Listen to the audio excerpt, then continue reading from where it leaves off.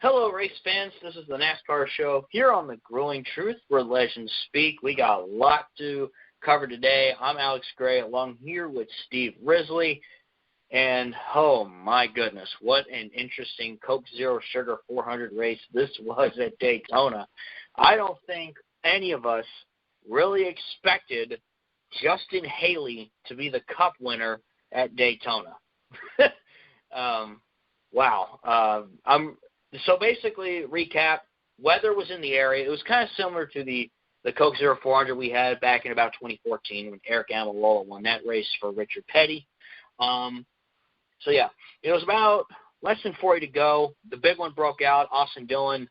Clint Boyer made a big move on Dillon. Austin Dillon tried to throw a block at Boyer, failed miserably, causing half the field just about to be involved in that wreck. It was, oh, my goodness.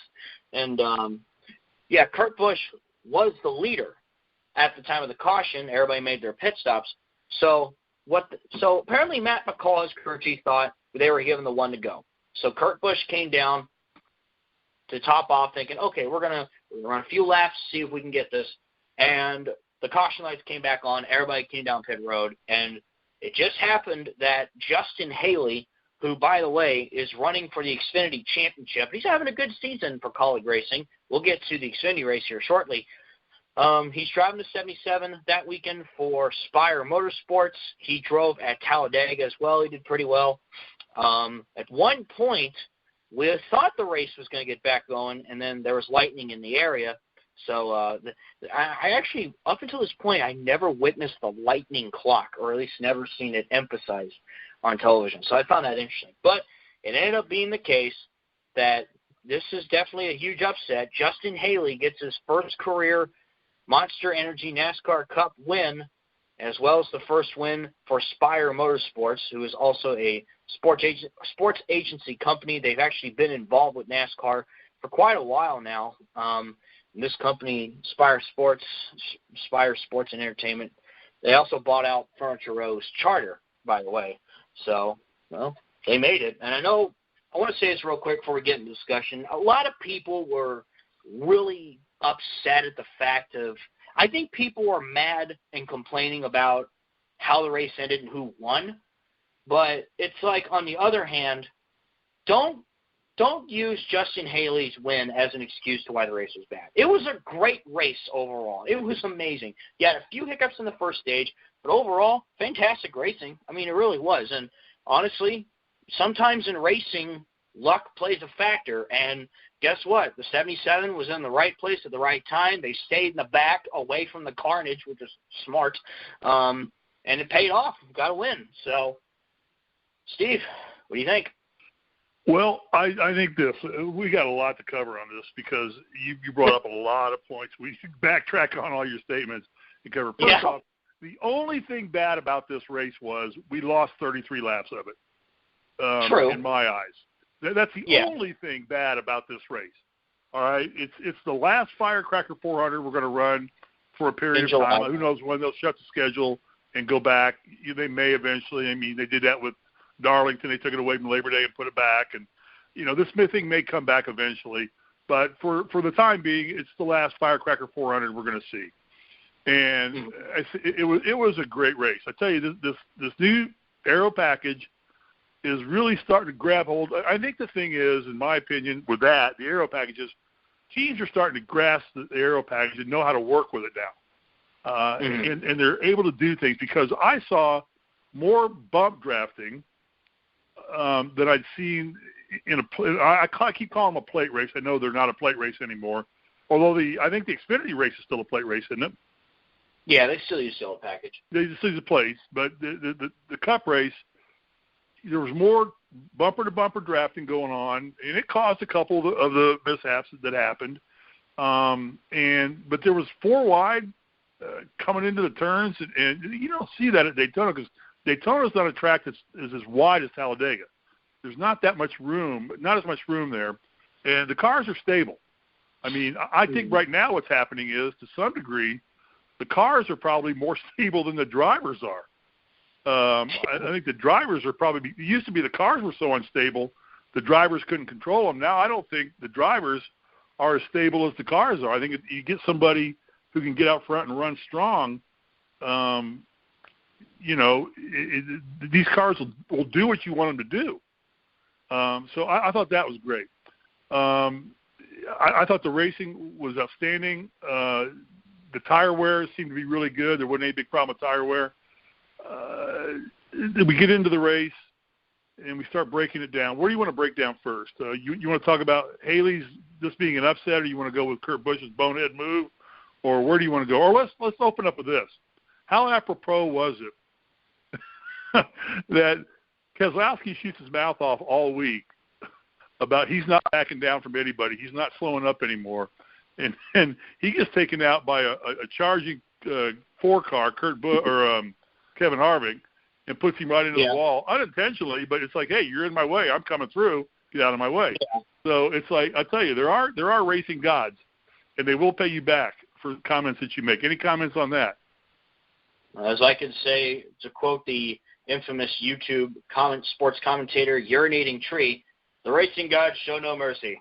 So, yeah, I definitely agree. And I know Keselowski had like a little conversation with Tyrann Mathieu of the NFLs, I think it was. So, yeah, I found it interesting. Stage 1 was won by Joey Logano. Stage 2 was won by Austin Dillon. Few wrecks then and there. Stenhouse got turned at one point. I felt like at one point Stenhouse had the car to beat. And I know that people make fun of him, call him Wrecky Stenhouse for what he did last year, but I think he's just really aggressive at a track like Daytona and Talladega. He's won there twice. He's won Talladega and Daytona in 2017. But it just seemed like he could never really get out into the front. As I'm watching the highlights now on my laptop here, as you can see, Austin Dillon winning Stage 2. I thought maybe perhaps Stenhouse could have been a threat. And then, Stage 3 kicked off, and suddenly that's when things got crazy because the weather was coming. So, yeah, interesting thing you point out there with Keselowski. Well, but as a guy like, okay, let's break down first off. Let's break down the blocking thing, because that's been the big issue now, because obviously Byron and Keselowski got into it in the practice. First off, should they be blocking in practice? We wrecked cars. You're wrecking cars in practice. It's one thing to do it in a race when you're going for points and you're going for trophies and cash. But, should we be blocking cars in practice at all, first off? Answer that. I think that's a little unnecessary just because you're practicing, you're trying to get the car set, you're trying to get everything right, get working with the draft and see how, especially with how the package works. I don't think you necessarily need to be trying to throw blocks unless you may be using that for practice, but still, you just don't want to throw in blocks during practice. You're damaging cars, going to backup cars, and that's just, more work for the crew back at the shops. Okay, and has the blocking gotten a little out of hand, or are we just imagining that in our minds? It seems to me it's being talked about a lot more. But I kind of always remember, Earnhardt was the master of blocking. Earnhardt would never, if he got in front of you, you were never going to get by him unless you wrecked him. Right. And that's a little before your time. I get that. But I used to watch him race, and he got in front of you. You ain't getting around him without putting him in the wall or wrecking him or something. Yeah, it's just part of racing. Sometimes you got to get aggressive. And, you look back at the Clint Boyer, Austin Dillon situation. This is where, weather was coming. They're pretty much racing to the finish on every lap. Every lap was being treated like it was the last lap. And I think that's what you saw here.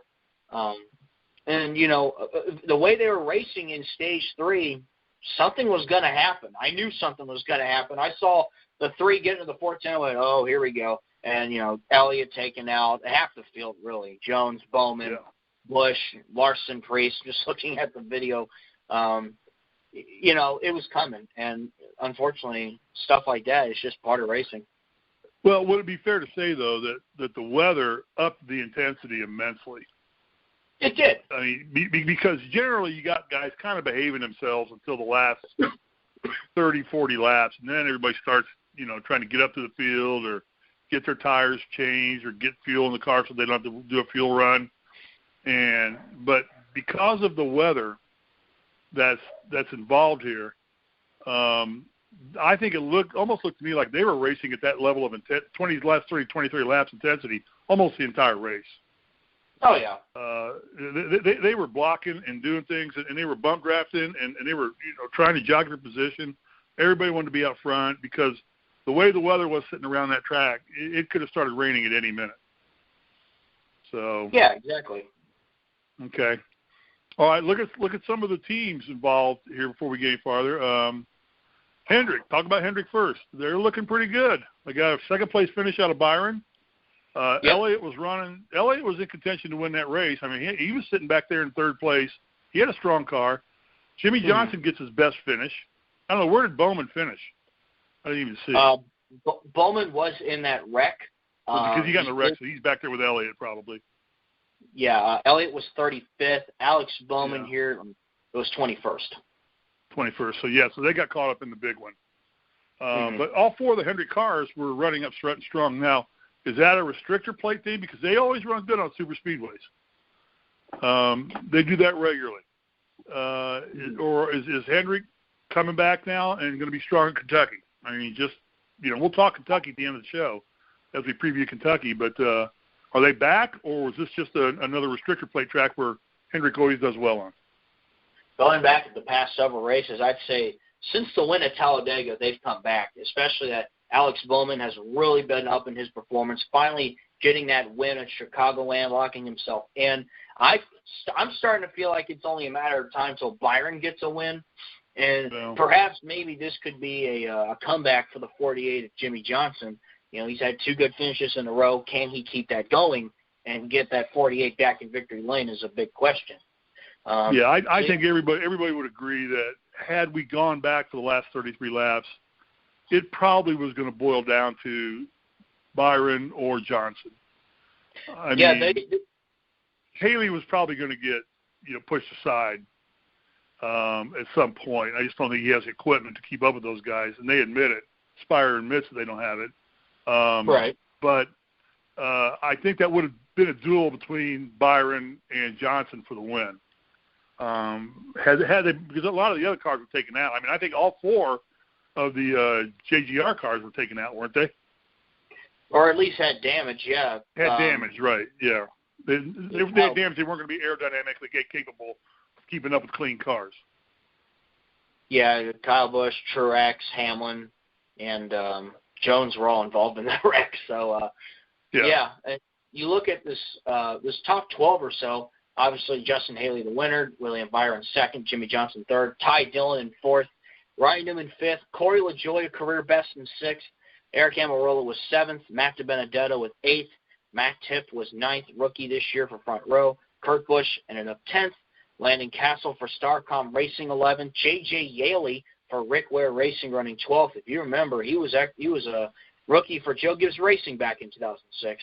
And then Michael McDowell 13th, Bubba Wallace with the 15th place finish, and just some notable results I wanted to point out. So some of these smaller teams, they escaped the carnage and got good results out of it.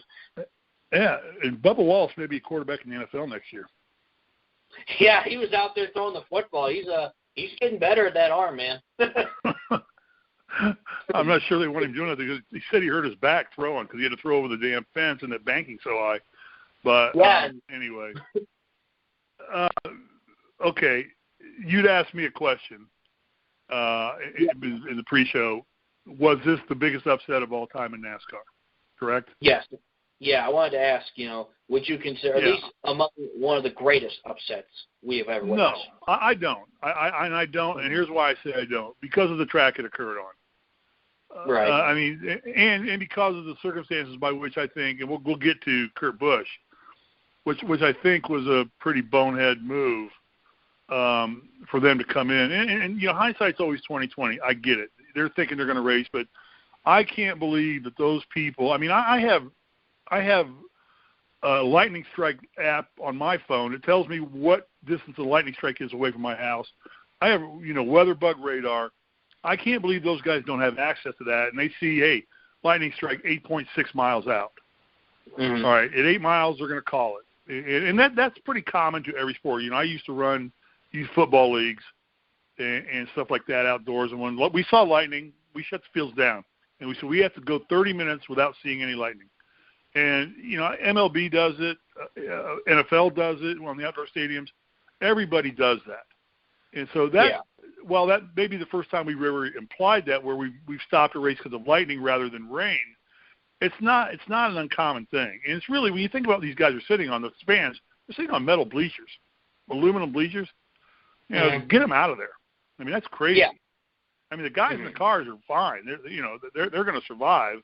They're going to be able to pull their cars in and everything. But the people in the stands, you got to get them out of there right away. So, it just surprises me about Kurt Busch. Well, anyway, back to Haley being the biggest upset. I'd say no. I'd say if it had happened at Bristol, Michigan, Kentucky, Fontana, Loudon, I mean, a track where the weird doesn't happen as often as it does at Daytona, I would say, it's one of the greatest upsets of all time. But I think this is just typical Daytona. We talked about this last week in our pre-show for this race. We had it was difficult to pick a winner. I mean, because you just know the big one's going to happen, and who's going to be up front. Now, I didn't expect the big one to happen with the first and second place car. I thought those guys would be cool enough to, not kill each other and then take out the field from all the way back. Generally, it happens about the 6th or 7th or 8th place with guys trying to get up to the front. But, so I heard that on Fox Sports' NASCAR show yesterday. They were debating that, and I'd say, it's a lucky break for this kid. You said I don't think he's even running another NASCAR race this year, is he? Well, yeah, he's an Xfinity regular for college racing. Right, and he's doing well. I mean, he finished second in the Xfinity race. I know you'll cover that. And I'm not knocking him as a driver. I'm just saying this is Daytona. This is Talladega.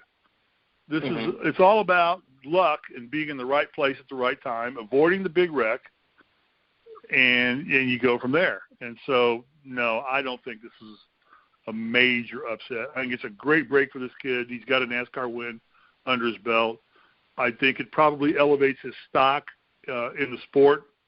With the strong running that he's doing in Xfinity, and now he's got a Cup win under his belt, and he gets, like you said, he gets the trophy, he takes his paycheck and the trophy and goes home. Doesn't matter, and weather happens. So I don't think it's that big of a deal. Yeah, you look at Justin Haley. What's that? No, go ahead. Oh, you look at Justin Haley. He drove for GMS in the Truck Series last year. Breakout season. He got 3 wins last season. He won at Gateway, Canadian Tire, I believe, and Texas. He finished third in the points. Made the championship 4. Last year in the Xfinity race at Daytona in July, he had gotten the win, but his pass was under the double yellow line, so NASCAR took that win away. But what was interesting is he jokingly, he actually put on Twitter, it's like, 1 year ago today, I got my first Xfinity win. Kind of like, I think that's a good mentality to have. It's like, you know what, I won that race. Because he made an amazing pass. He's 20 years old. I would consider this an upset. Like you said, not probably one. Can't talk. If you want a really good upset, look up the 2006 Meyer 300 at Kentucky when David Gilliland won that race driving for a part-time team with in-house equipment. That there is an amazing upset. That's what I'm talking about. That's a track where the best drivers are going to not, wreck or kill each other, or the big one's not going to likely to happen there, or you're not going to take out 2/3 of the field and 2/3 of the best cars in the race. And then you have the leader who's a proven NASCAR champion. And let's talk about that after we finish this. So I think Gilliland's would be one of the greatest upsets right there. A guy comes in, and wins on a track. A mile and a half are tough to win on. You got to have good equipment on the mile and a half. You got to have a fast car. You got to have a good handling car. So for Gilliland to do that is much larger to me than for Haley, on a rain-delayed race, getting this win. And I don't want to take anything away from the kid. I think he elevated his stock hugely. I think I already said that. But I think what he did to the Cup masses, he put himself on the map. People know who he is now. This is where before, if you don't follow Xfinity or Truck, you're not going to really know who this kid is. But now he's got to win, and now you all of a sudden this kid. So I think it puts him deep in the mix for silly season now too. You know. Yeah, it's possible. You know. And what does it do for Spire Motor Sports? I mean, they got to win. They got some cash out of this deal. I mean, can their sponsorship pick up a little bit? Yeah, maybe. You know, does it help them? Perhaps maybe they get a tech alliance with somebody, because I know they fielded Jamie McMurray's final Daytona 500 back in February. That was the 40 instead of the 77. I think they had some equipment assisted during that time. Yeah, just to put into perspective, Justin Haley's currently 8th in the Xfinity. Excuse me. Well, and here's the other thing. Spire Motorsports has. You know what they have, don't you? Well, of course you do. You already mentioned it. They have a charter. Yes. They're going to race every race.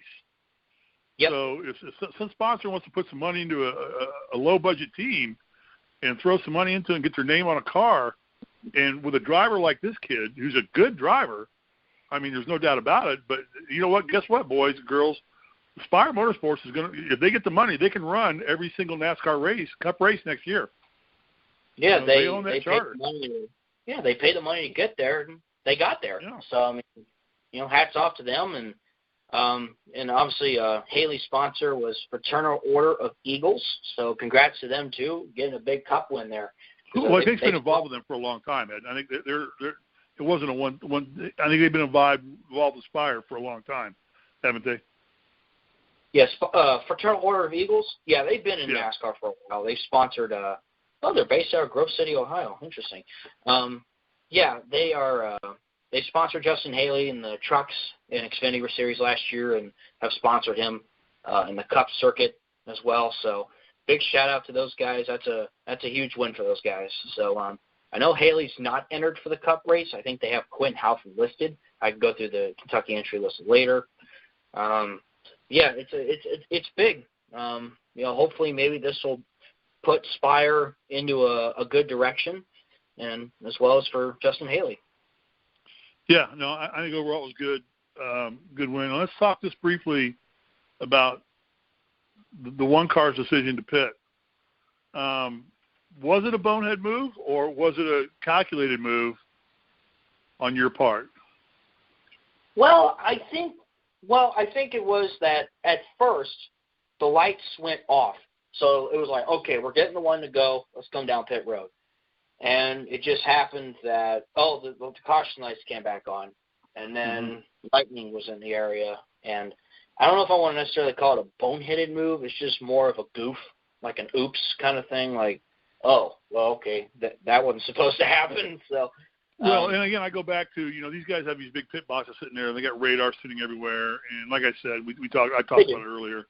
They've got to have weather apps on there that say, there had to be a lightning strike 8.5 miles out. There had to be one 8.1 or something like that. I mean, the lightning just didn't start cracking 6.6 miles away from the track. That was the first strike. There was lightning all in the area. There were storms moving in.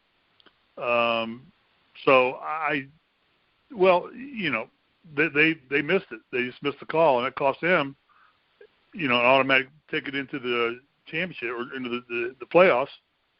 And here's a guy like Haley who they just say, stay out. What the heck? We're not going to win this thing anyway.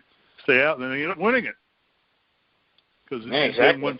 They had the cars almost ready to fire at one point. Yeah. And then I think they were all back in the car, strapped in, ready to go, and then boom, another one hits, and they shuts it down. Then right behind that comes the monsoon, and that's it. So, yeah, I'm sure that the one car in Ganassi is feeling some this week before they get back down to Kentucky, but it goes like that. So, okay, now we have Spire Motorsports who has a win. RCR doesn't have a win. Stuart Haas still doesn't have a win. Go ahead and talk about that. Address that. People pointed that out on Twitter. Some interesting things I've learned after that win. First off, it's Spire Motorsports has won a race this year before Stuart Haas Racing, before Richard Childress Racing, before Roush Fenway Racing, and before Chip Ganassi Racing, unless you want to count the All-Star race, but that's not a points-paying race. I think also this is the first time, the last driver actually to win in their third ever Cup start was Kevin Harvick in that infamous finish in 2001 with Jeff Gordon, which I found pretty cool. And we've also had, Atlanta. That was Harvick's first ever win. Yeah, in the 29 car, which was actually the 3 car. Yep. And also, I forgot when, it's first time in a while, we've also had back-to-back first-time winners, too. Alex Bowman won last week, first career win, and now first career win for Justin Haley. So, it's just some interesting things I like seeing on Twitter after a race, like interesting stats and everything. I like that people can keep track of that. Again, so, go ahead. As we wrap up Daytona, a couple questions for you. Mm-hmm. This race really had no effect on points because really Haley's not eligible for a Cup playoffs. Really, there was a few spots, and we can talk about that here in a minute, that jumped. I mean, really some small jumbling going around between 15, 16, and 17, which is the cutoff point. So that's really where all the focus is in terms of, I think Johnson moved up to 15th. I think Boyer tied for 16th with who else? Somebody, I think I looked at it earlier. Who's he tied with in standings on the? Let's see here. Check that. Now, I got it right here. So right now, 16th. Boyer's 14th, Newman 16th, Suarez is 17th, and then Johnson 15th. So really, it's those 4 guys, 14, 15, 16, 17, that are really the ones you want to focus on because they're the ones who are now fighting for their lives to get into the playoffs. Mm-hmm. And those are all good cars. I mean, you've got an RCR car, you've got 2 Stewart-Haas cars, don't you? And Suarez drives for. He's in the RCR car. No, Stewart-Haas. Yeah, Boyer and Stewart-Haas, Suarez are down there. You got Jimmy Johnson fighting for his life. He's at 15th. I mean, he can't screw up, but he's running good now all of a sudden. So but really, it had no real effect on the points. So, other than the fact that this was a fun weekend, and like I said, the biggest disappointment to me was we didn't get to see the last 33 laps because I think one of the Hendry cars, I would love to see the duel between the 24 car and the 48 car. I think that's where it would come down to. I think those 2 guys would have gotten by the 77 car and duked it out, and that would have been fun to watch for 30 laps. And see, if old age and treachery beat youth and exuberance. So that would have been fun. So, and ended up. Do you have anything else you want to cover? I'm going to end it up with something. I asked you a question, but anything else you want to talk about Daytona? Obviously, the last thing is you mentioned at the start of the show. Next year, this race will be ran in September. That's where I was going to go. Yeah, that was going to be my last question to you. Is this a good move to move this race to Daytona in August? Because we always seem to be plagued by weather in July in Florida. It just seems like every year I turn on the Firecracker 400 on the 4th of July weekend, and we're always either in a rain delay, not always, but many times we're in a rain delay or we're watching the race on Sunday or doing something like that. I mean, and I'm sure it's less than 50% of the time, but it just feels like it's more frequent than any other track. Is this a good move to move this race to the end and make it the last race to get in? In terms of what you just mentioned with the weather, I get it. And I like all the schedule changes NASCAR is doing. I think it really shakes things up, makes things interesting. I can understand from a point of people not liking it because it's tradition. It's something that NASCAR has done for a long time, and suddenly now they're changing it. It's now going to be the final race of the regular season, now playing as that ultimate wild card. And obviously, I guess Justin Haley. There's my question. There's my question. Is that a bad thing now that it's moved there because of the big one? Because you could have 4 guys needing a win or needing that last 2 or 3 points to get into the top 16, and they get taken out by some, guy trying to block a car up front, and they're not a part of the wreck, but they're in the wreck. I mean, is that really a smart move to have that race be the last deciding race to get in the playoffs? Because really, we saw it this Sunday. We've seen it many times before at Daytona and at Talladega. The best talent doesn't necessarily always win this race, more so than on any other track in NASCAR. And, you know, these two tracks are so much dependent on just being in the right place at the right time or not being in the wrong place at the wrong time. Is that a good move to make that the last race to give people a chance to get in the playoffs? You can have Boyer sitting there at 17th, and he's duking it out with Dillon, and, you know, he's trying to go for a win because he needs the win to get in the playoffs. Dillon blocks him. They wreck. They take out half the field, and now half the cars that were going to try and make the playoffs are now gone. And you got a non-entity winner like Haley. And again, not taking anything away from Haley. I mean, it's his win. He got it. He earned it. But is that a good move to move that race? I mean, I like the weather aspect of it because I think the weather's probably going to be a little bit better in August in Florida than it will be in July. But is that where you really want to make it so everybody has an equal opportunity to get into the finals, in the playoffs? So, like, I can understand it, but it also does feel a little gimmicky because of that. Especially you're moving the Brickyard to July, and we all know how hot and humid it gets up here over in Kentucky and Indiana. Yeah. So I would suggest putting, well, it's probably too expensive, but putting lights there, and perhaps that could help a bit. But anyway, you look at Daytona, it does feel rather gimmicky, even though I get it.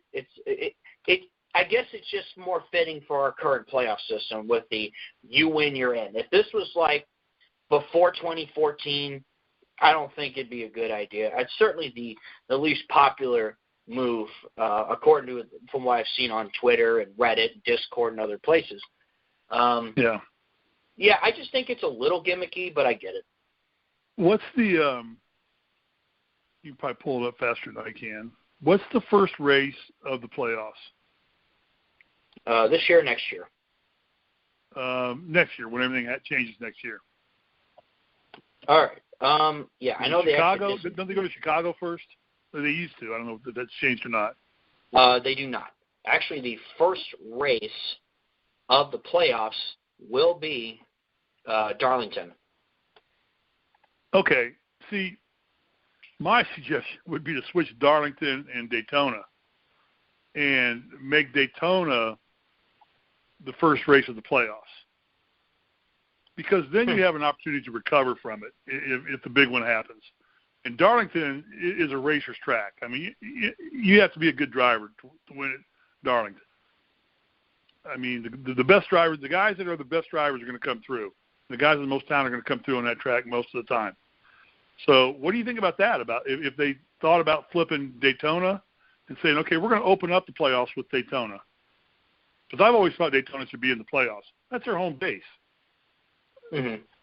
Yeah, that's their home base. And then move Darlington out to the of course, then you'd probably be taken away from Labor Day weekend because I guess that's when Darlington's happening in it, Labor Day weekend. Yeah, that's also another tradition NASCAR is always I know. Which they finally brought back. They took that away for a while, too, which is why I think Spire Motor Sports will come back eventually to and now they have the throwback, which is even better. Yeah. But I think that would be almost a better move right there is to flip Daytona and say, okay, we're going to open up the playoffs at Daytona. So if there's carnage, you know, you guys got two races to get yourselves back in line. We took out a bunch of cars, so probably most of you are in this mess together. And then you've got Darlington as the last race of the season, regular season, to get in. And your driving skills are going to count more there than they're going to probably count at Daytona. Just a thought. Yeah, and then the next round you'd have Talladega. So you'd have two restrictor plate races or, you know, super speed. Yeah, but that's the most fun races to watch. True. Yeah, I mean, the drivers don't like them, but they don't like them because they get wrecked. they love them when they win, but I think that the two most favorite races I look forward to every year are Daytona and Talladega. I mean, to be honest with you, I sit at the edge of my seat every time when both those races were going. Like I said, I was heartbroken we lost the last 33 laps of that race. So I just want to see the end. I just want to see him build it out. Because there's multiple passes on the last two laps at Daytona and Darlington or Talladega both. So, we didn't get the opportunity to see that. But anyway, just a thought. Yeah, with that race, half of me was like, I'd like to see it get back going, but part of me would find it kind of funny if Justin Haley won this race. I won't lie. I thought it would be really cool, and obviously that's what ended up happening. You take nothing away from them. You take nothing away from them because, they made the right moves.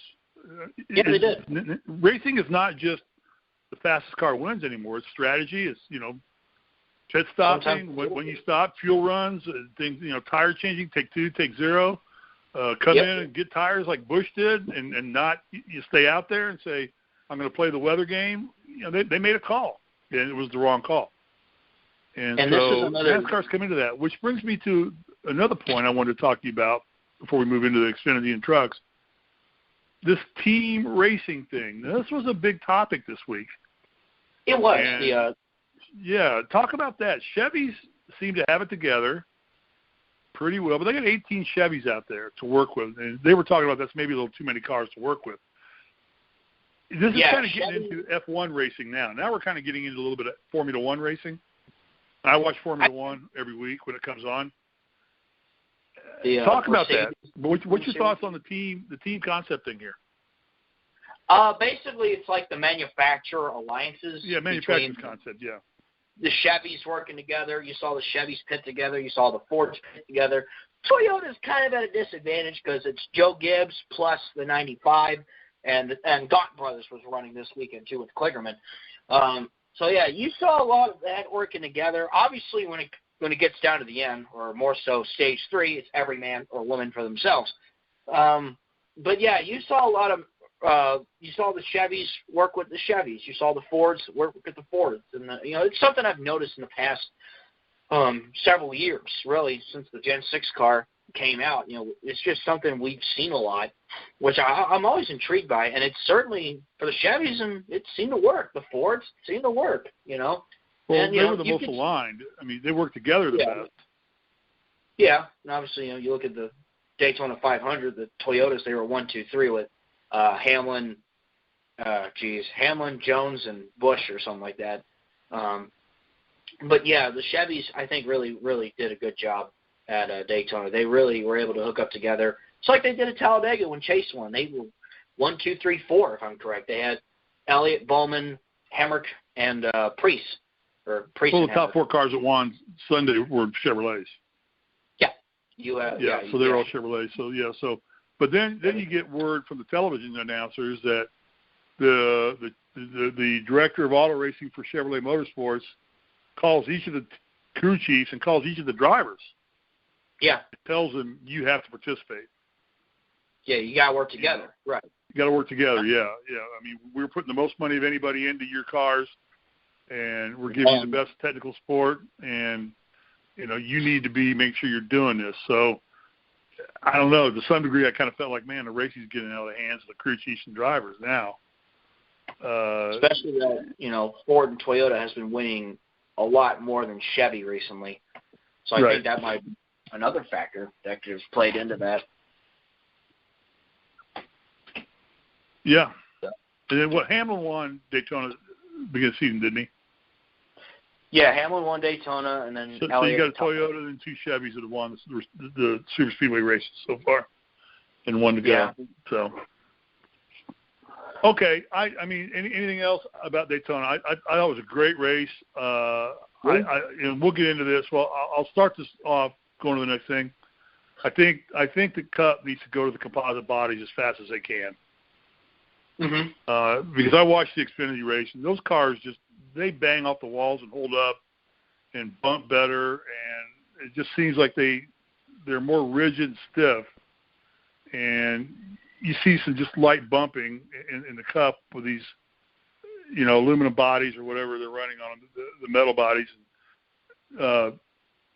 They get banged up so fast and so easy that it takes guys out of the race real quick. But I think the composite body, I think they're going to it in 2021, you said? Well, that's when the Gen 7 car comes out. I haven't heard But you're much about expecting to be a composite body? Possibly. Yeah. All right. And any final comments on Daytona before we get on to Xfinity and truck? Mentioned the Xfinity Series. Ross Chastain winning that race for a third Colleague Racing car. Colleague Racing's first win as well.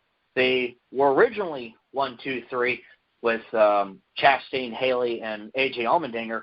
Unfortunately, A.J. Allmendinger's number 10 car did not pass through post-race inspection. His car got disqualified.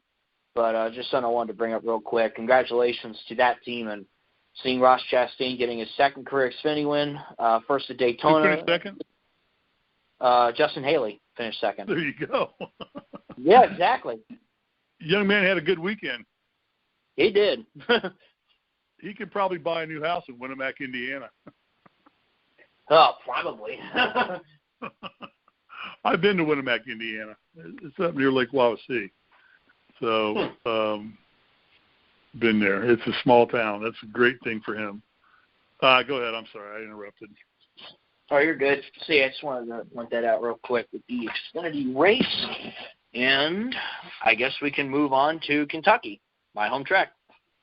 Anything happened to the trucks? Let's see. 34 trucks are entered for this race. Actually, Bob Pockris, a few hours ago, he just posted the entry list. Now, these are, of course, subject to change. You got the defending winner, Ben Rhodes, hometown kid from Louisville. He told me last year, day after the truck race, he said, I felt like I won the Daytona 500 because that is his home track. Obviously, was there, his friends in the Thor Sport truck, the 99. Definitely one to look out for, in my opinion. He'll be in good contention. Brandon Jones entered in the 51 for Kyle Busch. Ross Chastain in the 45 truck. Right now, I don't think he has a sponsor lined up. Hopefully he does. Jeb Burton, Ward Burton's son, listed in the 44 truck, who will be Chastain's teammate. Natalie Decker running the 54 truck. Let's see, Tyler Ankrum running the 17 for Gillen and Crosley's team. So 34 trucks entered for that. Xfinity Series, got 38 cars listed there. 38 will race in that. B.J. McLeod running the 4 for J.D. Motorsports. Ryan Truex entering in the 8 for Junior Motorsports. Landon Castle in the 15. Riley Herbst driving for Joe Gibbs. Jeff Green in the 93. Let's see, J.A. Junior Avila, if I'm pronouncing that right, driving for B.J. McLeod.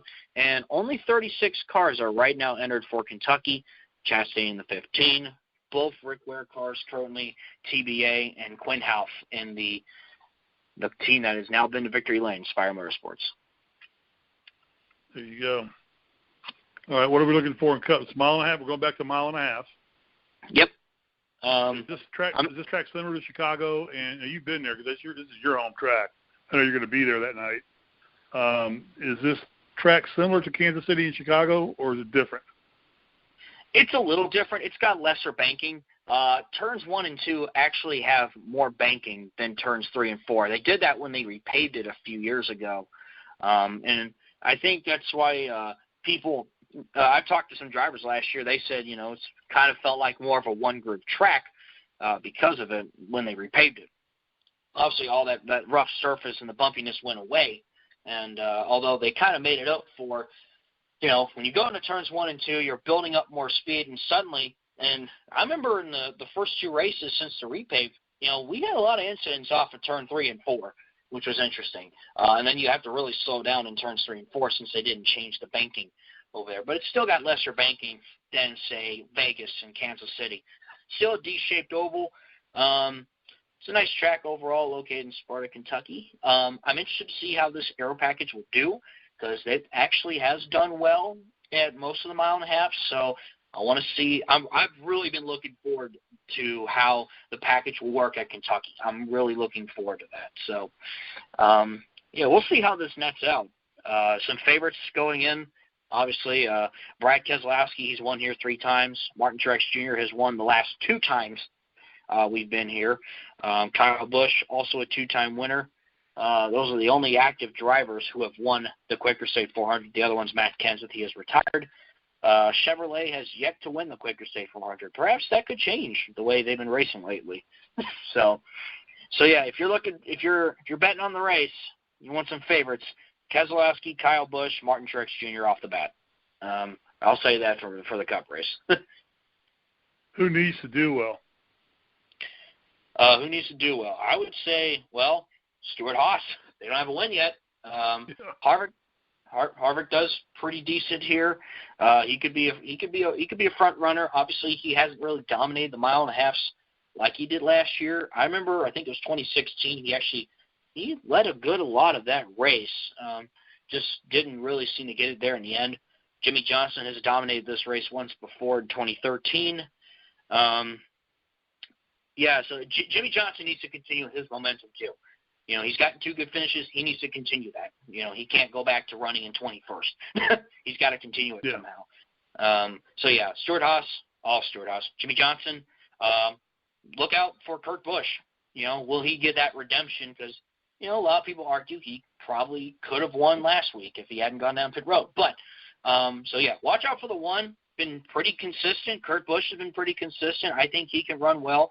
Kyle Larson even. It's just some names to look out for Kentucky. Okay. Anything else we need to know, or we just kind of wait back next week and see what the results are? It's a mile and a half.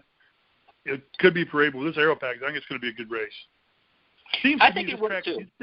This track tends to remind me more of a short track than it does a typical mile and a half. For some reason, all the races I've watched there, I just seem to think there's more bumping and banging going on that track for a mile and a half than there has been on other mile and a half tracks. So we'll see. Maybe that's just me, but because it's a night race, and we'll see what happens. But so if we're going that route, you want to pick winners? Yeah, we can pick winners for this one. Okay. All right, you want to start or me?